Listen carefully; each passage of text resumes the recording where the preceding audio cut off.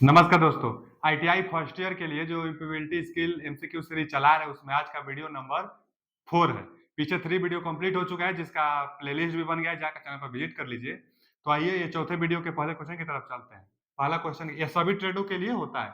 क्या है पहला क्वेश्चन कि कंप्यूटर का आउटपुट डिवाइस क्या होता है? इनपुट डिवाइस किसे कहते हैं? जो मतलब ऐसा डिवाइस जिससे डाटा फीड की जाती है वो इनपुट डिवाइस होता है, और जिससे प्रदर्शित होता है, जिससे शो होता है, उसका आउटपुट डिवाइस कहते हैं। जो प्रिंटर होता है वो शो करता है, तो प्रिंटर आउटपुट डिवाइस है। आउटपुट डिवाइस पूछा है तो इसलिए ये ऑप्शन इज राइट आंसर। लेकिन जो माइक होता है इनपुट देते हैं, डाटा देते हैं।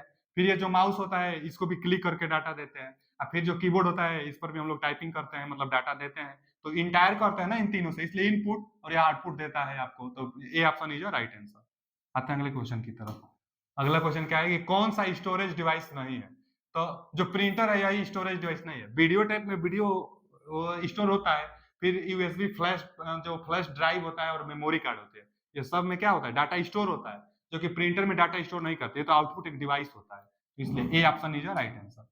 अगला क्वेश्चन क्या है कि सोशल नेटवर्किंग साइट्स का नुकसान क्या है? तो सोशल नेटवर्किंग साइट का मतलब क्या है? जैसे आजकल का जो भी हो गया नेटवर्किंग में, कोई साइट हो गया, चाहे व्हाट्सएप, फेसबुक, इंस्टाग्राम, जो ये सब भी हो गया ना, यही सोशल सब नेटवर्किंग कहलाता है। तो सोशल नेटवर्किंग साइट्स का क्या नुकसान है? तो तुरंत बातचीत। तो ये तो फायदा है ना कि तुरंत कुछ भी हो। आजकल हम लोग व्हाट्सएप, फेसबुक, जिससे भी जो भी जरिया है हमारा सोशल नेटवर्किंग का, हम लोग चैटिंग और बात कर लेते हैं। ये नुकसान नहीं हुआ। और नशे की लत बनाओ, मतलब मेक एडिक्यूट, मतलब एडिक्टिव ये करता है, तो ये तो गलत है। यही पूछा है कि नुकसान क्या है? तो नशे की लत बनाओ, ये जो होता है बहुत लोग ना, जैसे सोशल मीडिया पर वीडियो वीडियो नशा गुटखा प्रचार, आजकल बहुत गुटखे का प्रचार आ रहा है। तो प्रचार को देखकर और नशा खाने के लिए मतलब लत लगता है लोगों को कि हम भी ये खा लेते, शौक हम भी पूरा ये कर लेते, ये कर लेते। तो ये नशे की जो लत होता है यह गलत है।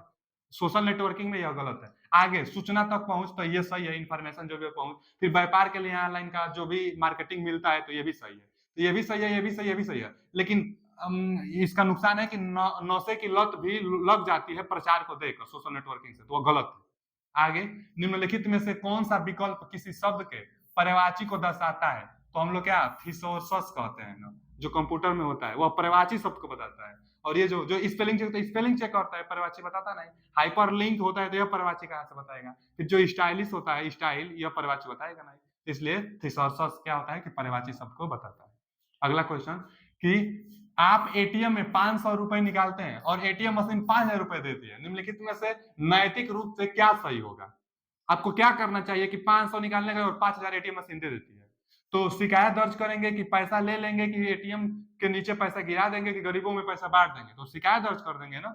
शिकायत दर्ज कर, अगर बैंक वैंक है तो जाकर वहीं पर बैंक में शिकायत दर्ज करिए, नहीं तो एक नंबर भी आता है टोल फ्री नंबर, उस पर आप शिकायत कर सकते हैं। तो A option is right answer. अगर ज्यादा पैसे निकल जाती है तो शिकायत कर देनी चाहिए। आगे काइनेज एक जापानी वर्ड है, और काइनेज का अर्थ क्या है? तो काइनेज का अर्थ क्या होता है? आत्म अनुशासन। फिर ये दिया है निवारक रख रखाव। फिर ये छटाई और निरंतर सुधारक। तो यही कंटिन्यूअस इंप्रूवमेंट, निरंतर सुधारक जो होता है, निरंतर सुधार, इंप्रूवमेंट, वही काइनेज का अर्थ होता है। तो D option is right answer. यह एक जापानी वर्ड है। अगला क्वेश्चन कि करेक्ट कॉन्टेक्स्ट जो लिखा है ना, करेक्ट कॉन्टेक्स्ट आपको बताना है किसके लिए? तो एक्सक्यूज मी, क्षमा कीजिए, आई वुड। तो अब क्षमा कीजिए एक बाधा बीच में डाल रहा है ना, कुछ मीटिंग मीटिंग हो रही है और उसी में बोल रहा है कि एक्सक्यूज मी। अब आई वुड और कुछ चाह रहा है, तो मुझे एक मतलब इंटरप्टिंग मतलब क्या है? एक बाधा के लिए एक्सक्यूज मी वहीं पर भी बोली जाती है जहां पर कुछ बाधाएं उत्पन्न हो। बाधाएं उत्पन्न का मतलब कुछ बीच में टोका टाकी कर रहा है, कुछ बीच में कहना चाहता है, आपकी बातों के बीच में कुछ कहना चाहता है, इसलिए excuse me, I would interrupting. तो इसलिए A option is right answer. अगला क्वेश्चन अगला क्वेश्चन है कि संचार मतलब कम्युनिकेशन जिसमें शब्दों के उपयोग के बिना सूचनाओं का आदान प्रदान शामिल है कहलाता है। तो नॉन वर्बल, यहाँ से कम्युनिकेशन भी स्टार्ट हो चुका है। तो क्या होता है? एक वर्बल और एक नॉन वर्बल। तो जो वर्बल होता है उसमें शब्दों का मतलब आप बोलेंगे, जो शब्द को आप बोलेंगे चाहे लिखेंगे, शब्द का प्रयोग करेंगे तो वर्बल होगा। और नॉन वर्बल में शब्द का प्रयोग नहीं करता है। जो काम इशारों इशारों से की जाती है ना, उसमें शब्द बोलना ही नहीं है, सिर्फ इशारों से जो काम होती है उसी को नॉन वर्बल कहते हैं। तो नॉन वर्बल जिसमें शब्दों का प्रयोग ना हो, तो non verbal communication, D option is right answer. अगला क्वेश्चन क्या है कि किसी विशेष कार्य के प्रति समर्पण को क्या कहते हैं? तो प्रतिबद्धता। किसी विशेष कार्य के प्रति लगाव को प्रतिबद्धता कहते हैं, इसलिए B option is right answer. अगला क्वेश्चन किसी विशेष कार्य के प्रति समर्पण को, तो वही कोई भी कार्य हो उसके प्रति समर्पण को आप क्या प्रतिबद्ध है, पूर्ण रूप से प्रतिबद्ध है। तो इसका क्या दिया है, कॉन्फिडेंस यानी बी ऑप्शन। नहीं कॉन्फिडेंस नहीं, ये प्रतिबद्धता यहाँ पे यह दिया है। इंटेलिजेंस मतलब प्रतिबद्धता, B option is right answer. अगला क्वेश्चन कि एसएमएस का full form, expansion of SMS. तो एसएमएस का क्या होता है, तो एसएमएस का होता है कि short message service, D option. पिछली बार यह क्वेश्चन आया भी था। तो शॉर्ट मैसेज सर्विस एसएमएस का फुल फॉर्म होता है। आज के लिए इतना ही, मिलते हैं अगले वीडियो में। थैंक यू, धन्यवाद।